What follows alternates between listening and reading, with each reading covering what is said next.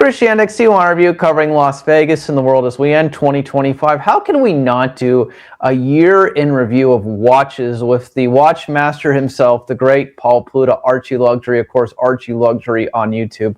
Paul, thanks so much for joining us in CY Interview today from Brisbane, Australia, of course. Hello, Chris. What a year. What a year. It was a very, very weird year. We started off with great potential. Then we had a number of disasters. We had tariffs. Absolutely scared and shocked the Swiss industry. We had a number of huge announcements. It was the year that Breguet launched a big comeback, celebrating a big anniversary with many new releases. But I think this year will be remembered as the year that it's the year we had tariffs, we had Trump, we had so many things that bit us in the ass. And I think generally speaking, it's a year that most people are glad is over. Goodbye. Sayonara. See you later. Don't collect $200 on the way out. It was a tough year.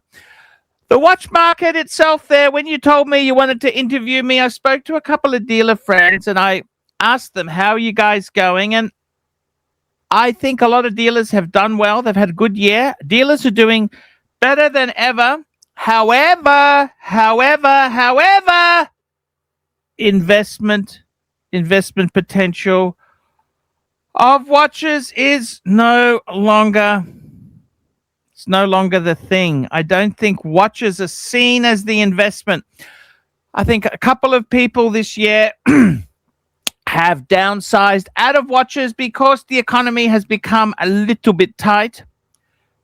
In Canada itself there, the property market has had a few pips along the way. We've also seen AI. I think 2025 is the year of AI. AI coming out and it is wrecking the place. It is wrecking the place. AI has come out and caused havoc everywhere. On a positive note there, Rolex is still selling well. Rolex is still in demand. They've got price rises coming out everywhere. But I think the reality is we're seeing this is the new normal. This is the new normal. Cost of living. Cost of living rises. It's caused some big kerfuffles. We've seen Swatch Group sales have fallen. A lot of the big luxury brands out there are suffering. And some people would say it couldn't happen to a nicer bunch. But it has been a very tough time. LVMH has had sales slow down. I think it's just a reflection of the global environment we're in. China has had difficulties. That's not to say China is over, but it is having some bumpy path. It's a bumpy path, Chris. It's a bumpy path. Well, I have a great follow-up question for you. Speaking of that, before you give it all away and you answer before I even get to ask it, currency debasement, inflation, crypto, and watches. Tie it all together for us. I got to tell you, currency. Okay, so let's have a look at these things here. I've got to say, you want me to look at crypto? Give me the list again. Crypto, currency debasement, inflation, and watches. Tie it all together. What does it mean? Okay. crypto, I got to be honest with you, crypto itself there, I've never been a big fan of crypto. I'm not a big fan of crypto. And maybe that's at my, you can't always back everything. It's one of these things. It's highly speculative. I think the big thing with crypto is there. Look, it certainly has become a proven existence. It does exist, and it is something that is, it is a lot more. For me, I kind of feel if you didn't get in early, it's very tough to make money out of it. But there are people who love the crypto. Crypto itself there, I think, is it's not for me. I like to follow investments I can understand easily. Blockchain technology and you and me both. I've always been a bit shy on crypto. Crypto, I think, it can be a very dangerous thing. If you're not careful, you can do your ass on the crypto. As far as you said also, as far as the watches go. Yep. Watches themselves there. I think watches now, I think crypto crap, highly speculative, risky, gambling. It's a Vegas type thing. It is gambling. It's gambling. Is it any more of a gamble than share market or other speculative investments? Hard to say. Watches, I think watches, you know what? This year now, I would say watches are no longer an investment. It's no longer a vehicle to park your money in. Watches now, I think you will see collectors no longer having bigger is better and more. It is now time to buy things you like and no longer see them as an investment. It's might be a lot of opportunity to buy low in the next couple of years too, by the way. Something you like, right? I got to be honest with you. I think watches themselves they've never really been a big investment. They've always been something you buy because you like.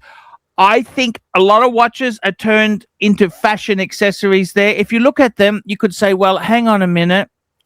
What about certain 70s watches, certain models? What you find is that they always seem to make changes so that they've got inbuilt obsolescence now. Like traditional dress watches, 33 mil, then 36 mil, 38, 40 mil, 42 mil, then they come back 38 mil. They always change the variable. I think myself, crypto, highly speculative and dangerous.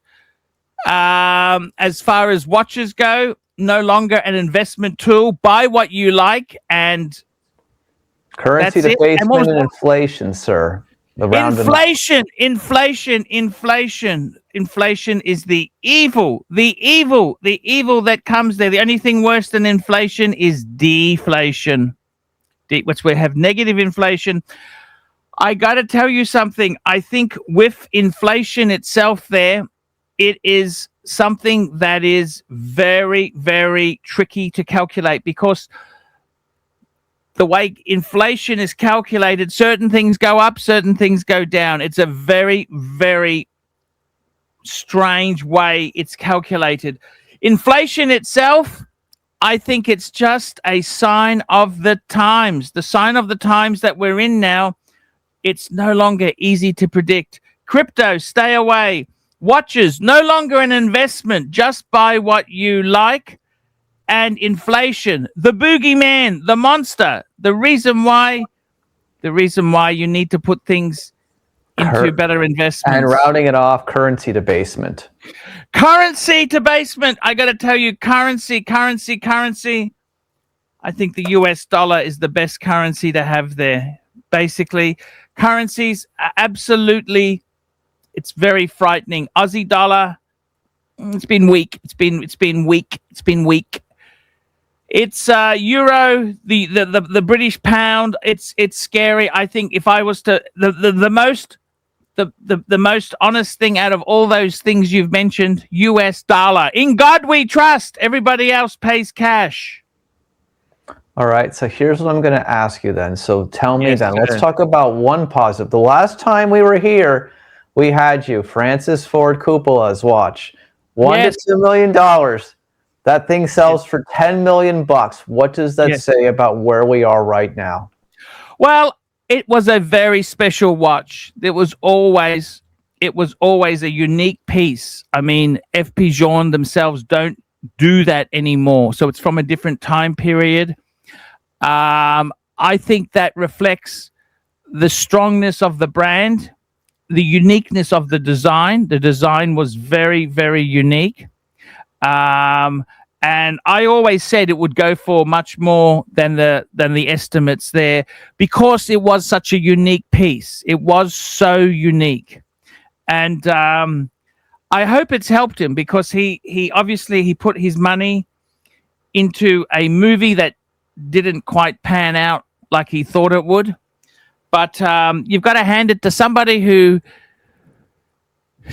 makes a decision like that and runs with it. Hey, you can't always win. You can't always win. It just shows you that's how life goes. How many of us have an asset we can just sell for $10 million? That's not a house, by the way, also. Oh, 10, that is incredible. You know, how many of us, look, the statistic is this: in America, they say 1 in 10 is worth more than $1 million. That's 10%. So who's worth $10 million? Oh my God, that you'd probably be down to about 1/10 of a percent, 1/10 of a 10%. Exactly. It's a lot of money. It's a lot of money, and good luck to him. Look, it's good to see it's gone out there. It came in useful. Mind you, if you look at what it sold for and how much money he's trying to recover, it's still only 10% of his problem. But the reality of what it comes down to, I got $10 million more than I had yesterday. Yes, very true. Very true. Okay, so let me ask you, give me 2025. What was your favorite watch of the year? Like, what was your standout? Like, what brands did well this year that released new material? Look, I've got to tell you something. I've been a huge fan of Breguet themselves there. They have done some amazing things. And have you thought about liquidating any of your remaining watches to buy one of these watches? Look, I got to tell you, I have some Breguets. I have 2 Breguets left. I still enjoy the brand immensely. I think you can almost get the same thing for a fraction of the price if you're prepared to say, okay, let's look at the archive. Let's see what they have released.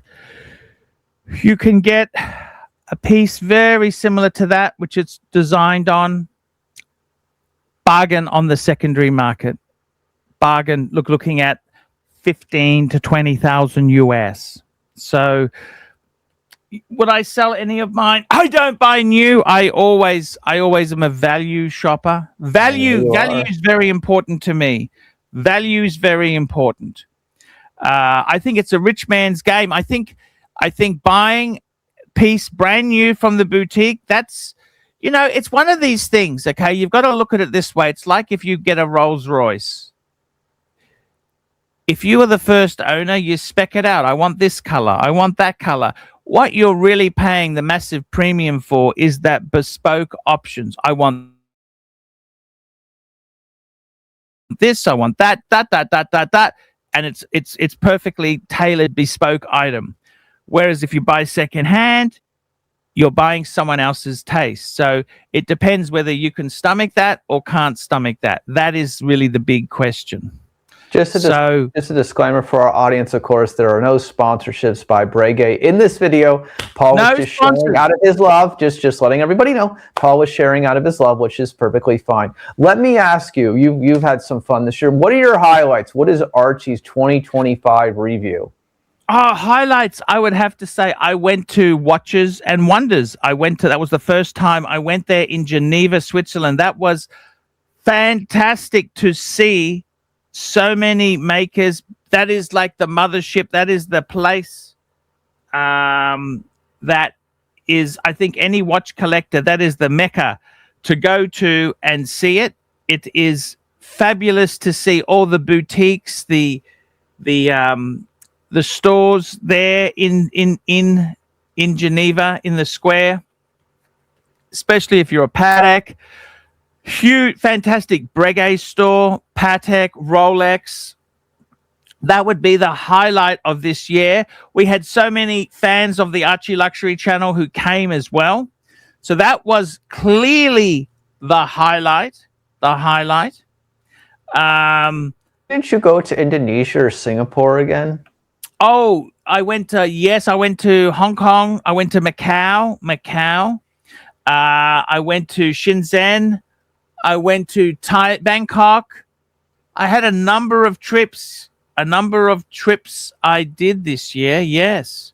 But I'd say Geneva. Geneva was such an amazing city to go to, especially for watches and wonders. And I got to tell you something. I'll be paying that off. I'll be paying that trip off for the next couple of years. But it must have been worth it. It is such an expensive place to visit there, but it was wonderful to go there. I got to tell you, Macau, Vegas, the Asia's version of Vegas. And I went to Macau as well. That was actually, I stayed at the Parisian. I stayed at the Parisian this time. I stayed at the Parisian, which is a Sands hotel. That's a Sands hotel. I stayed. That's so funny how you have that right there in front of you. Yeah, souvenir.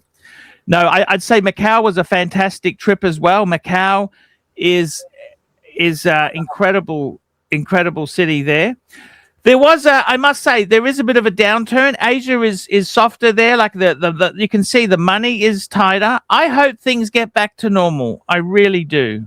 I really do hope things, because when you see tariffs and you see a lot of political rhetoric, they say, oh, we want China to pay, we want this, we want that. What you don't see is that the people who are really affected are normal Chinese who have these low jobs.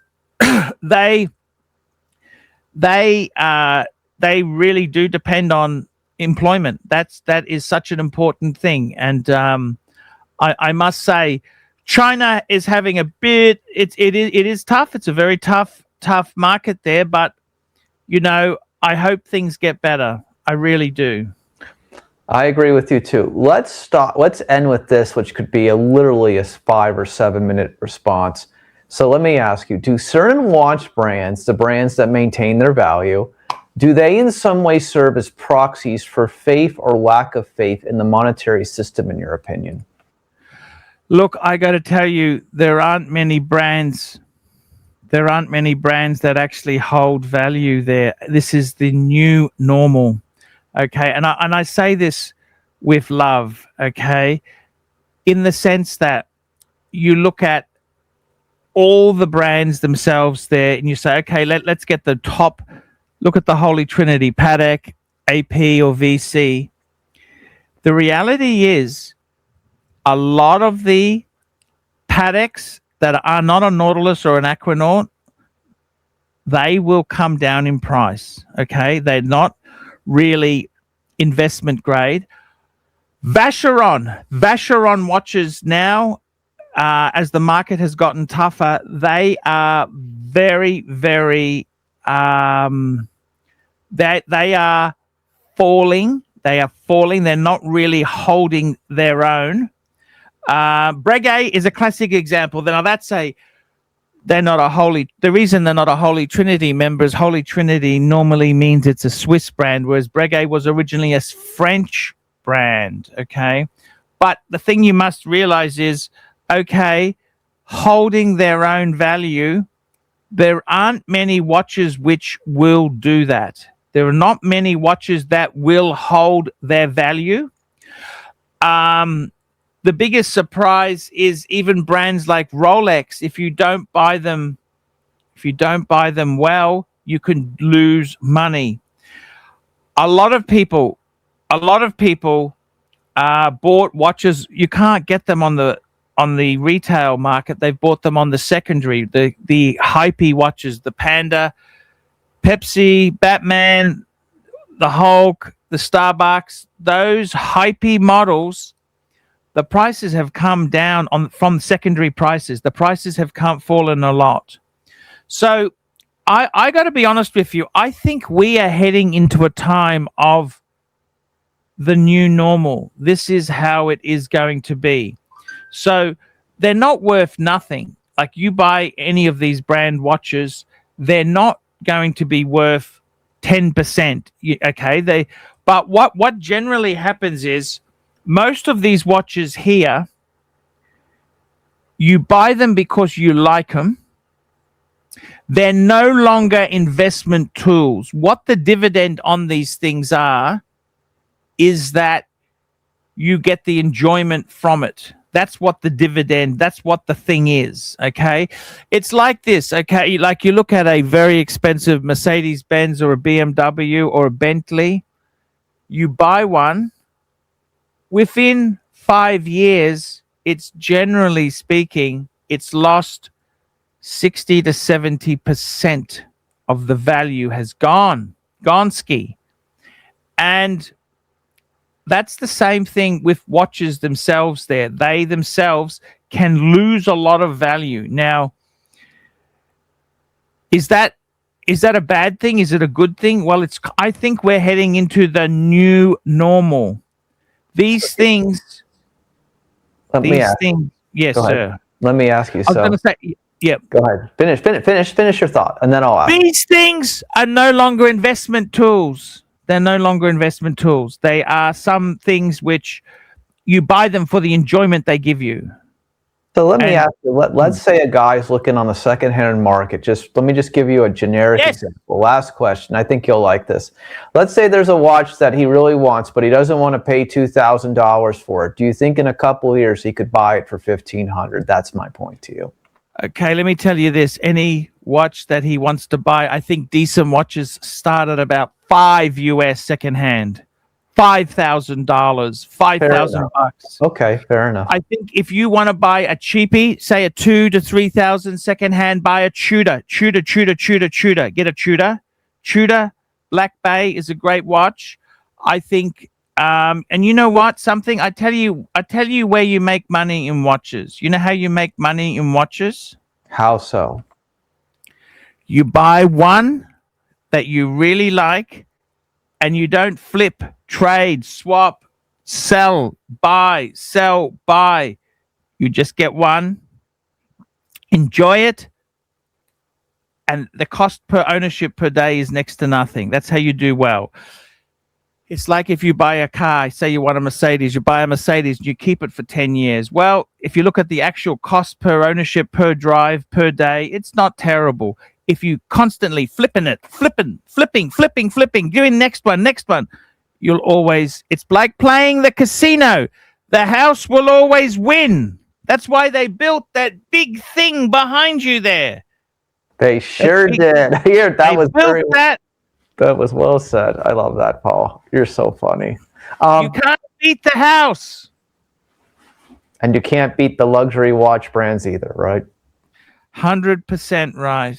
100% right. Because if something's popular, they'll bring out new versions of it. Very well said. Finally, where can everybody find you as always?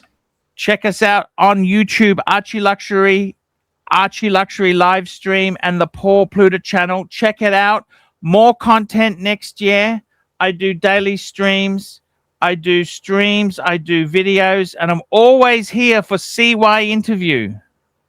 We got to come over and be on your channel in the new year, Paul. I really want to come over. I want to come over and have some fun with you guys. I want to see Barry Manilow. I love Barry Manilow. Well, guess what? The interesting thing is he should be back on stage by mid-February, if you can believe it, because they caught the cancer that early. So that's a positive thing. You know, he's actually a classically trained musician. Did you know that? He is. Yeah, Barry. Yeah, I love Barry Manilow. My mum used to love Barry Manilow. He was so popular, such a good performer. Here's my response. He still is a good performer. Here's my response. Get your guys to come up with a 3 or 4 day Vegas sponsored trip. Archie Luxury seminar. We take you over to Barry Manilow. Let's do that next year. There you go. Yes, sir. Yes, sir. Thank you, Paul. Thank you. Have a great Christmas, season's greetings, and wear your watches in good health. What are you wearing today before we go? Pam, Pam, Pam, Pam, Pam. This is a Pam, a big monster. You know, I actually like things that these were so popular 20 years ago. Secondhand, a third of retail for this watch. Well, probably little under half. What did you pay for that? Monster. I paid about $5. That's a nice watch. That's a nice $5 watch, $1,000 watch, as you were just talking about. I like that. Exactly. Thank you, Paul. No worries.